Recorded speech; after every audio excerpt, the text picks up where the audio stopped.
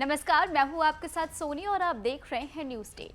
पड़ोसी मुल्क बांग्लादेश में तख्तापलट होने के बाद पूर्व प्रधानमंत्री शेख हसीना ने भारत में शरण ले रखी है।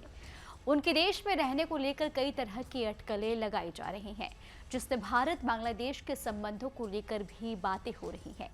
मामले पर अंतरिम सरकार के विदेशी सलाहकार मोहम्मद तौहीद हुसैन का जवाब सामने आया है। मीडिया रिपोर्ट के मुताबिक उन्होंने सोमवार 12 अगस्त को कहा कि पूर्व प्रधानमंत्री शेख हसीना के भारत में लंबे समय तक रहने से द्विपक्षीय संबंधों को नुकसान नहीं होगा और देश नई दिल्ली के साथ मजबूत संबंध बनाए रखने का प्रयास करेगा। हुसैन ने ये टिप्पणी में सवाल के जवाब में कहा कि अगर हसीना का भारत में प्रवास बढ़ा दिया गया तो क्या भारत के साथ द्विपक्षीय संबंध प्रभावित होंगे। उन्होंने कहा कि यह एक काल्पनिक प्रश्न है। किसी देश में रहने से उस देश के साथ संबंधों पर क्या असर पड़ेगा, ऐसा होने का कोई कारण नहीं है।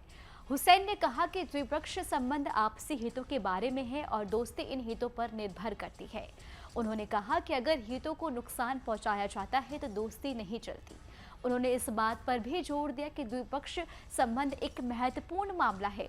सलाहकार ने यह भी कहा कि बांग्लादेश और भारत में अपने अपने हित हैं जो उनके संबंधों को निर्देशित करते हैं। उन्होंने दोहराया कि वो हमेशा भारत के साथ अच्छे संबंध बनाए रखने का प्रयास करेंगे। इससे पहले हुसैन ने ढाका में रसायनिकों को बांग्लादेश की स्थिति के बारे में बताया और उनका समर्थन मांगा। आपको बता दें, हुसैन ने राजनयिकों से कहा कि उनका मानना है कि अंतर्राष्ट्रीय समुदाय के सभी मित्र और साझेदार अंतरिम सरकार और बांग्लादेश के लोगों को समर्थन देना जारी रखेंगे। उन्होंने देश के नए भविष्य को लेकर आकार देने की दिशा में काम कर रहे हैं। इस बीच जमुना स्टेट हाउस में अपने दफ्तर में कुछ पत्रकारों से बातचीत में मोहम्मद यूनुस ने बांग्लादेश की अंतरिम सरकार में प्रमुख सलाहकार बनने पर मंजूर होने की कहानी सुनाई। इस दौरान उन्होंने बिना नाम लिए शेख हसीना की सरकार को मॉन्स्टर यानी राक्षस कहा। प्रोफेसर यूनुस ने कहा, आखिरकार मौका आया है, राक्षस जा चुका है। उन्होंने कहा कि मैं यह इसलिए कह रहा हूं क्योंकि इस देश के नौजवान ये चाहते थे और उनकी मदद करना चाहता हूं। ये मेरा सपना नहीं था, ये तो उनका सपना था। जहां एक तरफ मैं उनके ख्वाब को हकीकत में बदलने के लिए मदद कर रहा हूं, तो मोहम्मद यूनुस ने कहा कि शेख हसीना के देश छोड़कर भाग जाने के बाद से सरकार पूरी तरह से गायब हो गई थी। 15 साल के तानाशाही शासन के बाद जो कुछ बचा है वो बहुत खराब है।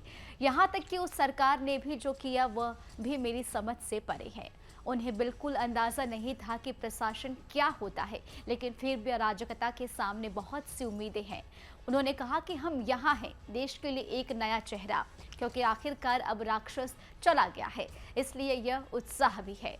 शेख हसीना व्यापक हिंसा के बीच सुरक्षा के डर से एक सैन्य विमान में सवार होकर ढाका से भारत आ गई थी। वो फिलहाल भारत में एक सुरक्षित स्थान पर है। तो वही नोबेल पुरस्कार विजेता मोहम्मद यूनुस ने नेतृत्व में एक अंतिम सरकार चलाई जा रही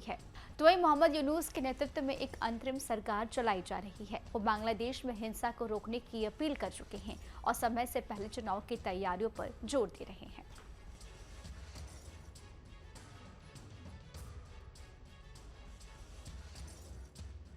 न्यूज नेशन अब व्हाट्सएप पर खबरों की ताजा अपडेट के लिए न्यूज नेशन के इस क्यूआर कोड को स्कैन करें।